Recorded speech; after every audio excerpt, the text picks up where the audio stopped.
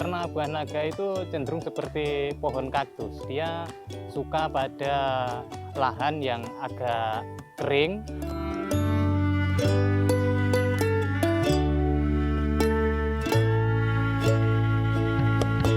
Untuk khusus durian Banyuwangi itu memang beda dari durian di umumnya di luar sana gitu.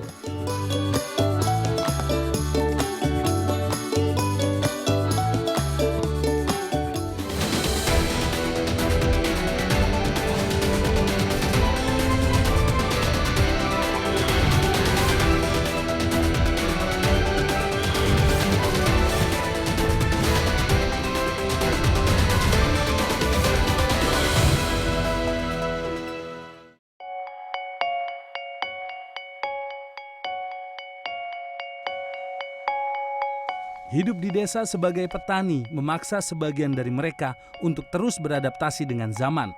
Memang bukan pekerjaan mudah, tetapi siapa sangka untuk beberapa hal keterbatasan desa justru menghasilkan beberapa inovasi yang berdampak besar bagi kelangsungan hidup masyarakat. Selain dikenal dengan destinasi wisatanya, Banyuwangi juga menghasilkan berbagai macam komoditas pertanian. Khusus di wilayah selatannya, saya akan mengajak Anda untuk melihat bagaimana sebuah masyarakat di sebuah wilayah hidup bergantung dari sebuah komoditas yang sederhana, namun menghasilkan banyak keuntungan melalui inovasi yang dibuat oleh masyarakat desa.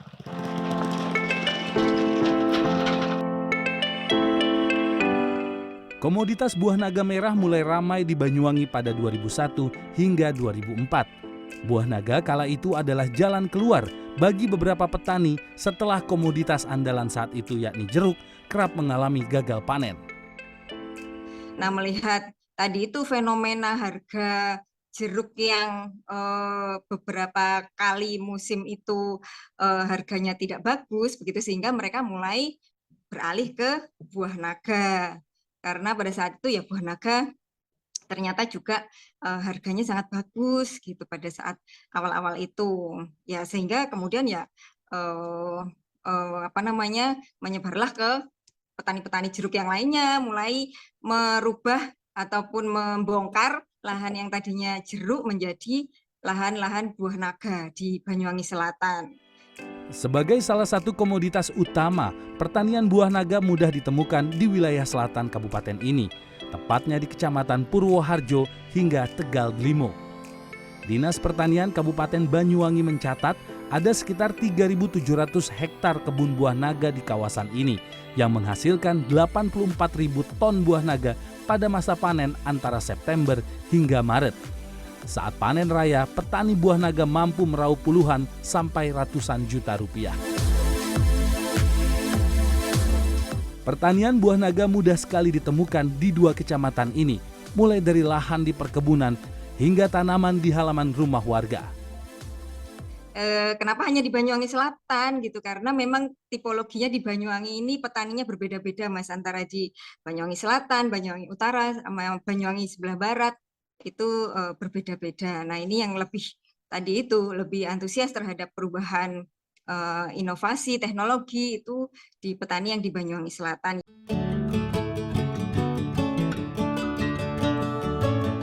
Dengan jumlah produksi yang banyak, pertanian buah naga menjadi tumpuan ekonomi bagi sebagian besar masyarakat. Salah satunya adalah Purwanto, warga desa Uringin Pitu, Kecamatan Tegal Glimo. Sudah 7 tahun terakhir pria yang akrab disapa Mas Pur ini menanam dan berbisnis buah naga. Karena buah naga itu cenderung seperti pohon kaktus. Dia suka pada lahan yang agak kering. Dia tidak terlalu suka dengan lahan basah karena itu bisa memicu cacar itu lebih kuat kalau lahan basah, tapi lahan kering itu dia akan lebih baik. Buah naga cenderung mudah untuk ditanam di jenis tanah apapun. Namun jenis tanah hitam di selatan Banyuwangi dianggap sebagai media terbaik. Mungkin tanahnya itu sifatnya tidak berpasir, tetapi ya orang Banyuwangi Selatan menyebutnya ceket tadi atau tanah hitam. Pohon buah naga sejatinya adalah tanaman yang memiliki usia produktif yang tinggi, mencapai 15 tahun.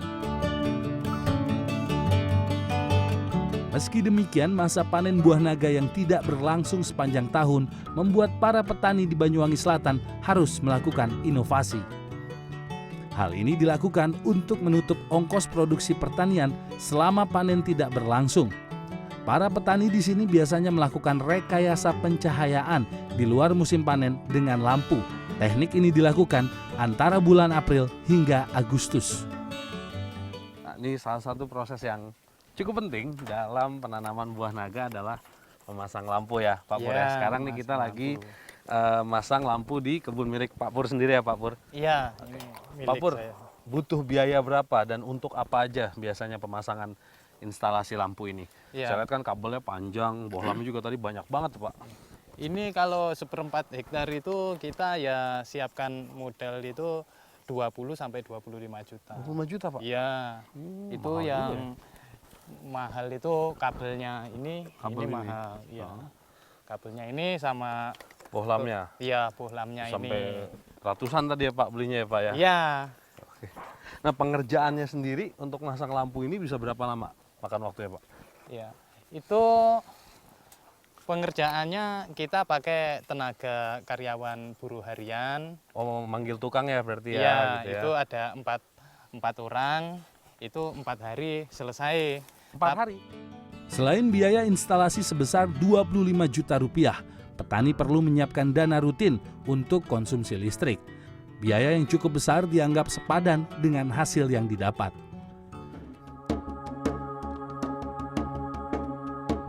Tidak seperti pemandangan desa pada umumnya, perkebunan hingga rumah warga di Purwoharjo dan Tegal Delimo tampak meriah pada malam hari.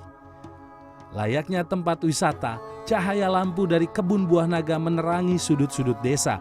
Pemandangan ini menjadi ciri khas ketika kita melintas di Banyuwangi Selatan. Nah kalau dari atas tadi udah lihat tuh terang gitu kan di perkebunan ini dan kondisi di bawahnya seperti ini.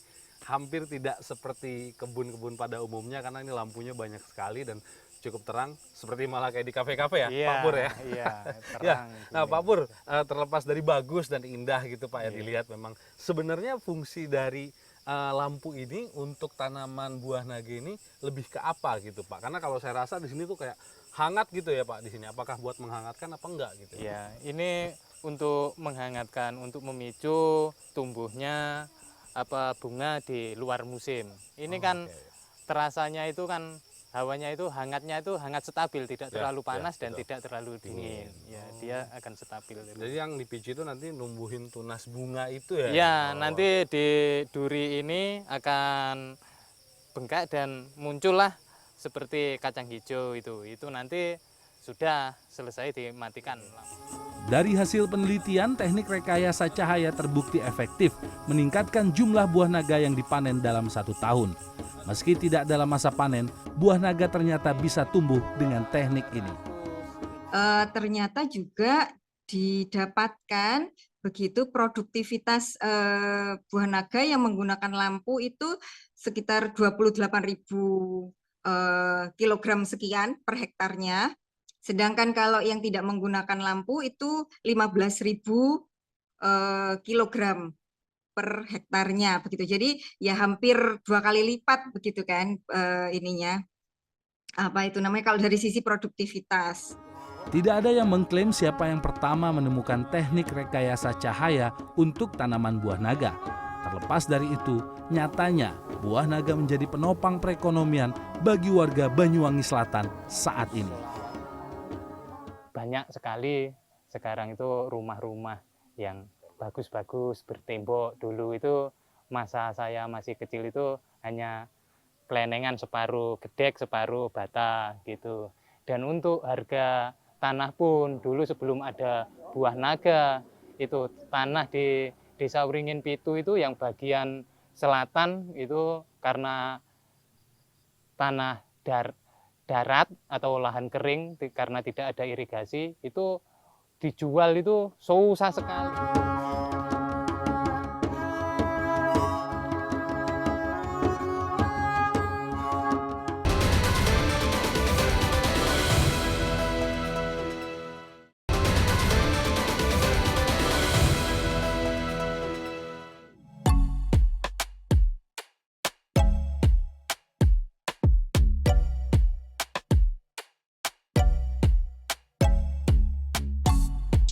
Ongkos produksi pertanian buah naga cenderung lebih besar dengan kebutuhan listrik untuk rekayasa cahaya. Meski hasilnya sebanding, petani harus memikirkan cara lain untuk menghemat biaya. Nah, selain masalah waktu panen raya yang rentangnya cukup panjang, yaitu 4-5 bulan, penggunaan lampu dan listrik seperti ini juga memiliki masalah tersendiri karena petani mengalami pembengkakan biaya produksi untuk membayar iuran listrik. Namun, bagi petani buah naga di Banyuwangi, hal itu bisa diatasi dengan beberapa inovasi yang dilakukan ataupun yang berasal dari kebun dan juga rumah mereka masing-masing.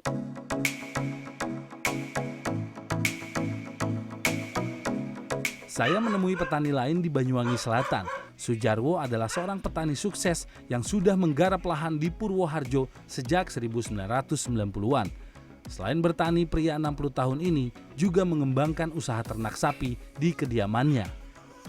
Sapi-sapi yang dipelihara bukan hanya berfungsi sebagai hewan ternak. Sapi-sapi ini juga menghidupi pertanian milik Sujarwo. Aduh. Sekilas tuh tampak menjijikan kan, tapi memang untuk bisa bertahan hidup di desa dengan memaksimalkan semua potensi yang ada, salah satunya adalah memanfaatkan kotoran dari hewan ternak. Untuk apa? Untuk menghidupkan kebun-kebun yang dimiliki oleh petani. Ini nih salah satu cara mereka bertahan hidup agar ongkos produksi pertaniannya bisa lebih hemat.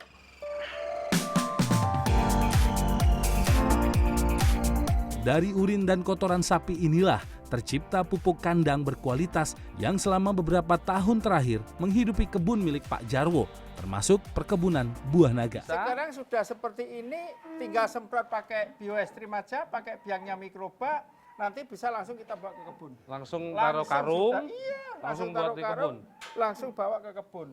2 bulan akarnya itu sudah banyak sekali di sekitar pohon jadi, itu. nah kalau kotoran sapi biasa itu nggak bisa langsung ditaruh? Nggak bisa. Efeknya panas. apa kalau langsung ditaruh, Pak? Panas dia, pohon bisa mati, pohon jeruk, alpukat bisa mati. Oke, Pak. Ini kita lihat sekarang Ya, urin.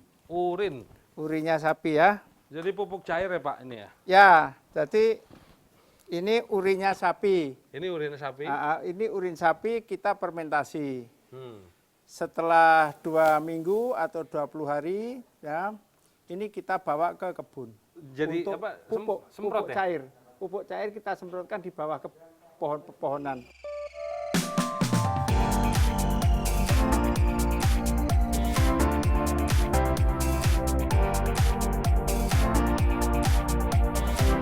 Siap. Ini ya, Pak, yang jadi itu ini ya tadi? Ya, ini fermentasiannya yang kita Ngambilnya pakai. dari sana juga berarti? Iya. Ya, ini kita bukanya. Nah. Warnanya jadi agak lebih Ya, gelap ya, Pak? Ini ada ini kan, banyak sudah di sini.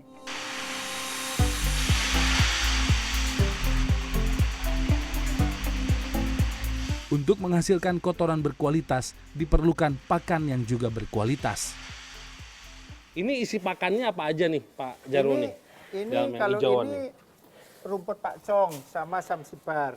Ada samsibar. Sama rumput pakcong yang bernutrisi tinggi untuk pakan sapi. Oh, Kalau itu dari ini- kebun ya, Pak? Iya, dari kebun, betul. Kalau yang fermentasi ini? ini sorghum. Sorghum? Ya, jadi batang sorghum itu sama buah sorghumnya kita chopper.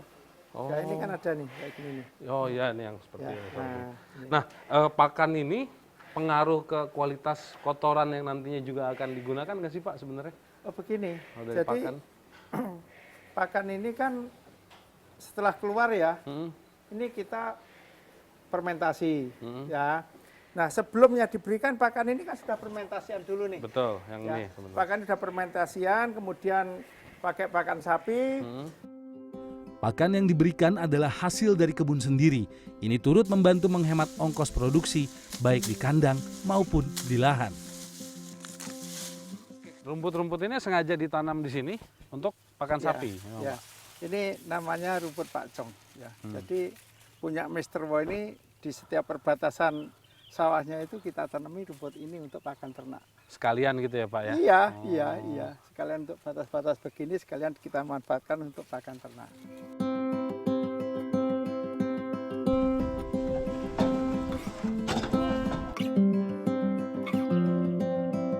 Salah satu kelebihan pupuk kandang yang diolah dari pakan fermentasi adalah kemudahan menggunakannya. Pak Jarwo, itu pupuk-pupuk yang tadi itu langsung ditaruh di Ya, sama karung-karungnya aja ya? Kita taruh aja nih kayak gini nih. Ya ini. Nah ini ya toh. Dia Akarnya langsung nih. ya, akarnya keluar ya Pak Akarnya ya? keluar nih. Itu pengaruh apa Pak nanti kalau akarnya makin banyak Pak ke pohon itu? Loh ini Pengaruhnya? nanti otomatis buahnya akan semakin banyak, semakin cepat besar ya, karena akarnya kan banyak nih. Ya seperti itu. Tapi ini kalau bukan fermentasian enggak bisa seperti ini. Meski jenis tanah di sekitar Banyuwangi Selatan sudah cocok, penggunaan pupuk berkualitas akan mempengaruhi produktivitas tanaman untuk memunculkan bunga buah naga. Jadi kalau dari pertumbuhannya saja dia bisa tumbuh di tanah yang bahkan artinya dalam kondisi yang kekurangan air aja tumbuh. Tetapi kan ini kalau kaktus kan kita tidak menumbuhkan buahnya, Mas. Nah, kalau buah naga kan kita perlu nih karena yang kita panen adalah buahnya. Ini di dalam sak-sak ini adalah pupuk kandang.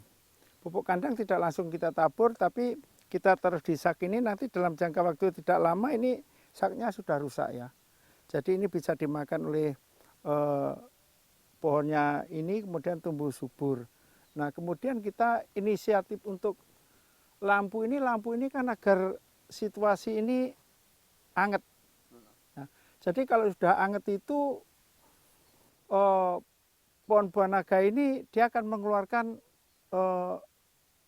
calon buah.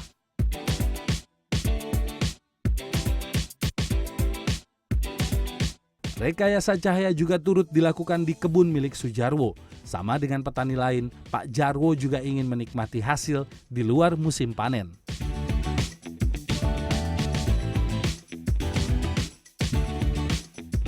Selain itu, malam hari juga dimanfaatkan untuk melakukan rekayasa genetik dengan mencampur serbuk sari yang ada di buah naga. Rekayasa ini dilakukan agar saat bunga menjadi buah, ukurannya lebih besar. Fungsinya ini kalau malam kan mekar. Kalau orang Jawa itu dikawinin, ditempelin yang serabuknya. Serabuknya taruh di tengah. Itu kan jadi apa? Jadi bunga, jadi buah. Jadi buah, jadi membesar buah yang sini.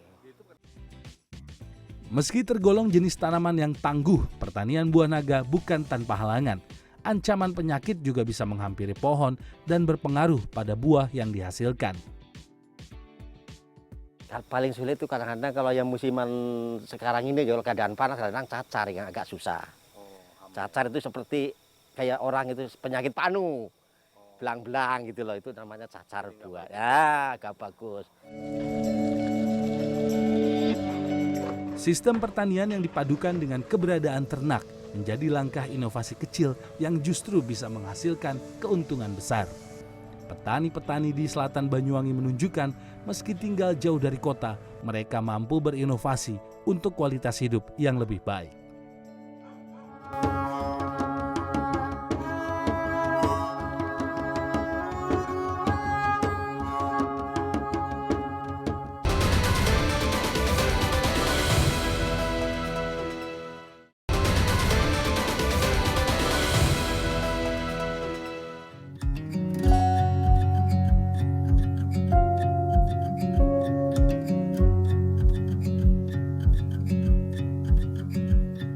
Potensi komoditas pertanian di Banyuwangi tidak hanya buah naga. Beberapa tanaman hortikultura lain pun bisa dibudidayakan dan menjadi sumber penghasilan. Meski tanaman jeruk sudah cukup lama ditinggalkan di Banyuwangi Selatan, sebagian petani masih berusaha menanaminya. Tetapi risiko kerugiannya cukup besar karena hama. Kebun jeruk milik Sujarwo adalah salah satunya. Ia masih memiliki beberapa kebun jeruk yang mendatangkan penghasilan saat buah naga belum memasuki musim panen. Ini jeruk siam ponti ini namanya, siam ponti. Siam ponti ya.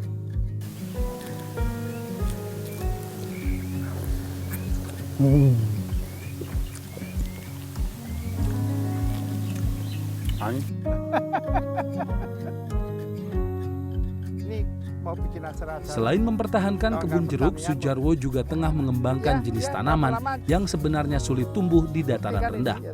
Sudah lebih dari 1 tahun terakhir, pria 60 tahun ini menanam pohon durian di perkebunannya. Iya, keluar. Ya, kalau di Banyuwangi Selatan ini susah untuk durian ini. Harus pakai teknis-teknis tertentu agar durian itu bisa tumbuh dengan baik. Ya. Dan ini kami sudah praktekkan di lapangan. Dengan teknik khusus dan pupuk kandang serta karpet, bibit durian akhirnya bisa tumbuh walaupun lahannya bukan dataran tinggi yang memiliki tanah vulkanik. Nah ini durian ini bisa tumbuh itu caranya gimana waktu itu Ya, Pak?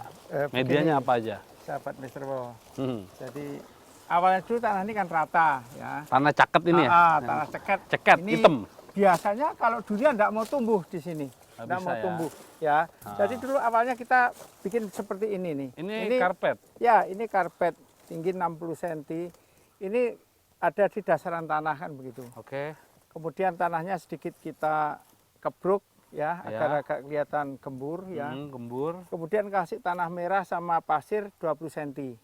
Oke. Ya, nah, rata ini di dalamnya karpet. Nah, kemudian bibit durian Duriannya kita tanam. masukin. Nah, ya kita masukin ya. Kemudian pasir, pupuk kandang dan Campur. tanah merah itu dicampur masukin sini sampai penuh.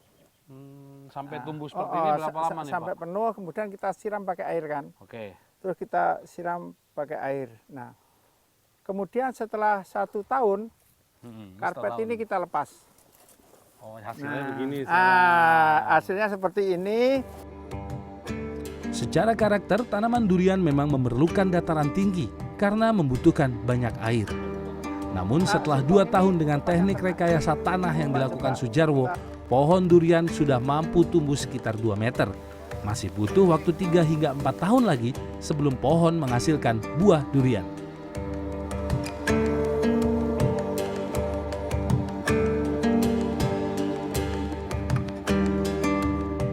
Bicara mengenai komoditas durian, Banyuwangi sebenarnya memiliki potensi yang cukup menjanjikan, terutama di sisi barat kabupaten ini yang merupakan wilayah kaki Gunung Raung. Bicara durian di Banyuwangi, salah satu tempat yang dikenal itu Dusun Pakis, Desa Songgon ya, Pak Likin. Kabupaten Banyuwangi. Kabupaten Banyuwangi. Nah ini kita akan lihat langsung kebun durian milik Pak Likin yang duriannya cukup unik dan katanya lagi musim nih Pak. Iya, Berarti ada yang lagi jatuh nih Pak. Siap, Oke, pasti. Kita cek. ayo kita berburu. Bismillah.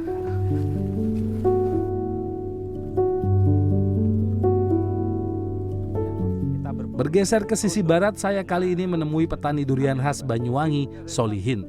Pria yang akrab disapa Pak Likin ini sudah 30 tahun lebih membudidayakan durian baik yang sudah tumbuh maupun yang ia tanam sendiri. Nah ini lagi. Pak Likin nih di kebunnya ini ada berapa pohon Pak di sini Pak?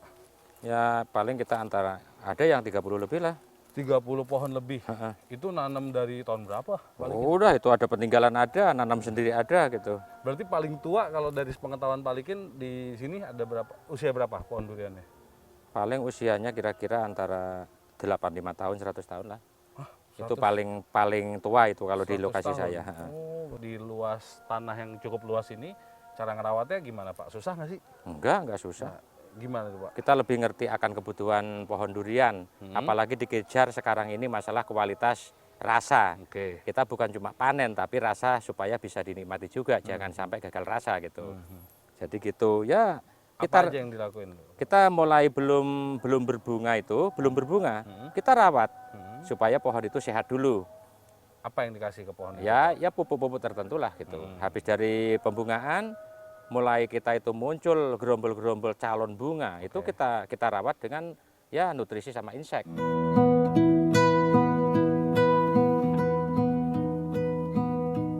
Di kebun milik Pak Likin terdapat beberapa varietas durian khas Banyuwangi, seperti durian dengan buah yang kecil, durian dengan buah tanpa serat, dan durian berwarna. Pak, di sini itu kan durian yang terkenal itu warna-warninya itu. Itu bisa berasal dari satu pohon begini juga Pak? Iya, memang satu pohon memunculkan durian yang berwarna gitu. Mau merah, mau oranye, mau pink, mau jingga. itu dalam satu pohon itu pasti induknya merah ya merah, jingga ya jingga gitu. Bisa macam-macam ya, Iya, itu ya berarti warnanya. Jenis tanah vulkanik di perkebunan ini menjadi keuntungan bagi petani durian di wilayah Songgon. Anugerah lagi lapisan tanah vulkanik. Vulkanik yang sudah ya ratusan tahun, ribuan tahun bahkan gitu. Jadi humus-humus tertentu itu bisa menciptakan rasa khas, kekentalan, ya rasa susunya ada, rasa santannya ada, gurihnya ada, manis pahitnya juga muncul. Kelengketan itu yang terutama. Secara geografis kan kalau di Songgon itu berada di kaki Gunung Raung ya Mas ya, dan memang dari sisi topografi itu berbukit-bukit. Jadi walaupun misalkan di sana curah hujannya tinggi begitu ya, dan iklim mikronya juga lembab. Varietas durian yang cukup unik di Banyuwangi turut mendongkrak perekonomian masyarakat Kecamatan Songgon. Di sepanjang jalan kecamatan sangat mudah untuk menemukan penjual durian dengan berbagai macam varietas lainnya. Jadi kita belajar gimana caranya, kita kirim keluar kota.